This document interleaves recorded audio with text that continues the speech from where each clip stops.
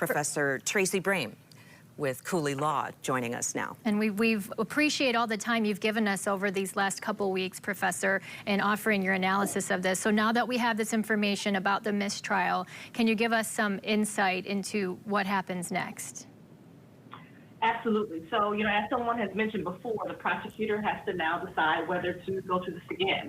The judge will acknowledge that the jury was unable to make a decision, and she'll declare a mistrial, which just basically means no verdict, right? No acquittal, no finding of guilt. Basically, we're reset back to square one. Again, for reasons mentioned, the prosecutor will have to decide whether it's worth trying this case again. If it's clear that there were strong opinions and feelings in the jury room on both sides of this case, and whether the prosecutor thinks he can assemble a jury who could cut through all of that noise to try the case, again, we'll see. Yeah. I know when we talked earlier this week, we were trying to determine what the likelihood was of a judge telling the jurors to go back and really try to sort through things again and come to a consensus. What are your thoughts on that? That's not unusual. Certainly judges tell juries to go back and see how they can hash things out. Yeah, so certainly that first time is not, to send them back like she did after just a few hours of deliberation was not unusual, to give a charge and to say, try again, you've now listened to days of testimony and I'll put all this time in.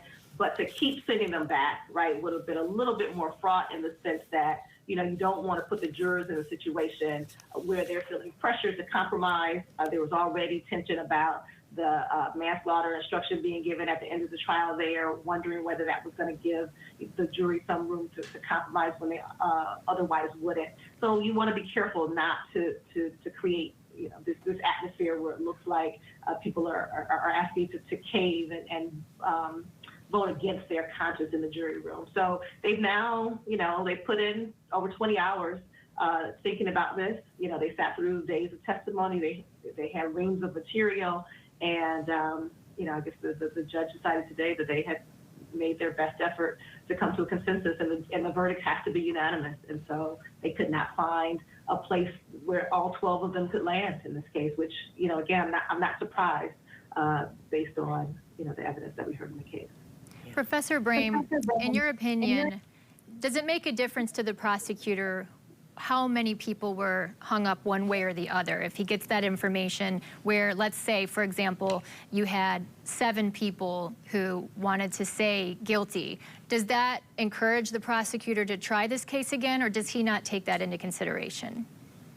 Yeah, I'm not sure how much he takes that into consideration, particularly since the verdict has to be unanimous. Obviously, if it was 7-5 versus 11-1, maybe that gives him, some assurance that most of the folks were with him. But you just never know, what's going to sway a jury, and just one person feeling strongly can, really make a difference. So, so Christopher Schurr took the stand last Friday.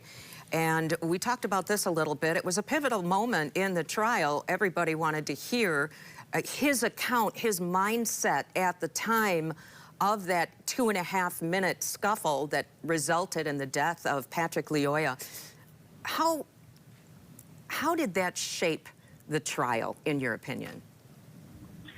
So in my opinion, as a self-defense case, since the defense in this case was self-defense, it was essential for the jury to hear from Officer Schurr, and that really allowed them, I think they asked him more questions than any of the other witnesses. That really allowed them to kind of get a window into what he was thinking and feeling at the time. And it seems from their questions and from the difficulty in coming to a consensus that they were really struggling with kind of what to do with that. So, obviously it was essential for the defense to put him on. The defense did a good job of painting that picture for the jury. Because again, as I've said several times, when one hears the opening narrative in this case, that this started with a traffic stop and ended with someone being shot in the head, it really is jarring, right? It's just, how can that happen? And I think one of the jurors actually asked Officer Schurr, why did you shoot him in the head, right? Like that just seemed so, like a lot, right? But the defense gave Officer Schurr an opportunity to talk about that, right? To explain what he was thinking, and that obviously, as we could see from the hung jury, as we could see from the demonstrators outside the courtroom, there are people who sympathize with him, just like there's still a lot of people who feel like a verdict of guilty was needed for justice for Patrick Leon. How difficult is it to try a case like this for a second time when you have had so much exposure now, certainly locally and on some level nationally? Yeah, to sit another jury that has not heard, like already it was difficult because the case was so, had received so much publicity the 3 years ago. It's going to be a challenge, right? To find to a panel, a set of jurors who not only haven't seen coverage of the case, but who have not already formed opinions of the case. So at times the prosecutor might try to move for a change of venue or something like that if he feels like he just can't get an unbiased jury. But that'll be a challenge as they go through voir dire in a second trial if they decide to go that route. Yeah, a lot of this focused on procedure and how training plays into this situation. That was discussed a lot, as well as the use of a taser and considering that as a weapon. Yes, absolutely, because again, that narrative of someone being killed over a traffic stop, you really needed to, I think the defense needed to go to great lengths to explain why that was an acceptable outcome within this officer's training. So we saw the prosecutor, assert that globally what happened here, both before the shooting, before the wrestling over the taser, and that event itself, was counter to generally accepted police practices, right? And he put on a couple of good experts to talk about the fact that that this chase should have never happened in the first place, that the stop maybe was executed improperly, and then this never should have led to a shooting. And then the defense countered with experts that talked about that not necessarily the broad-based generally accepted practices academic that were described by academics on the stand, but the defense brought on experts from the police department or who were familiar with Grand Rapids Police Department policy, which of course the defense argued was germane to what Officer Schurr was thinking, right? How was he trained? What does the Grand Rapids Police Department say about this?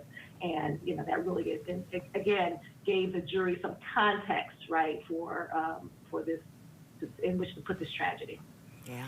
One criminal defense lawyer that we had talked to about this case as it was unfolding in court had said that the video is just really hard to get past, and he thought perhaps the defense playing it over and over was not only to slow down and point certain things out, but also perhaps to desensitize the jury to seeing it.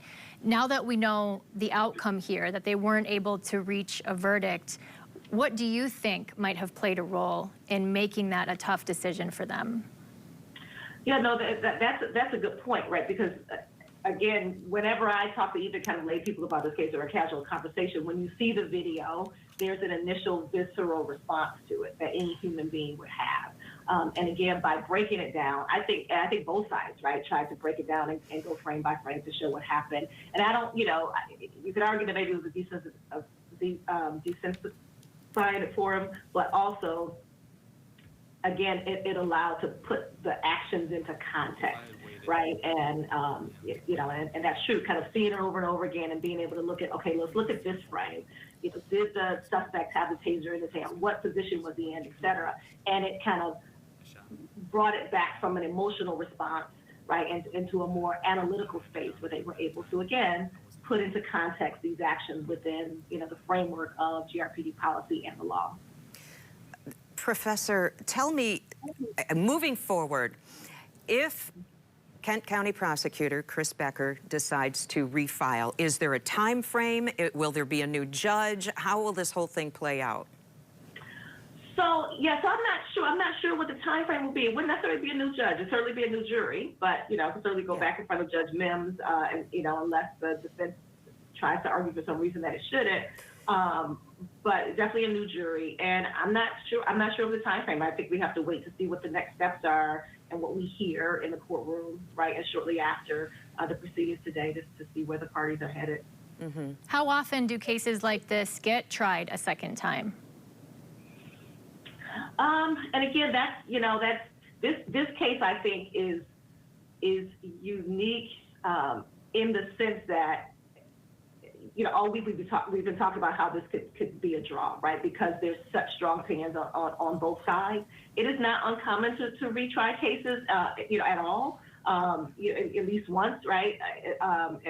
The defense will certainly, I think, be happy with this result in the sense that it showed that they at least did a good job of generating doubt, and enough doubt that the jury could not come to a consensus. I know they would have preferred a straight acquittal. But again, the prosecutor will just have to weigh and balance the factors in this case, whether and it will come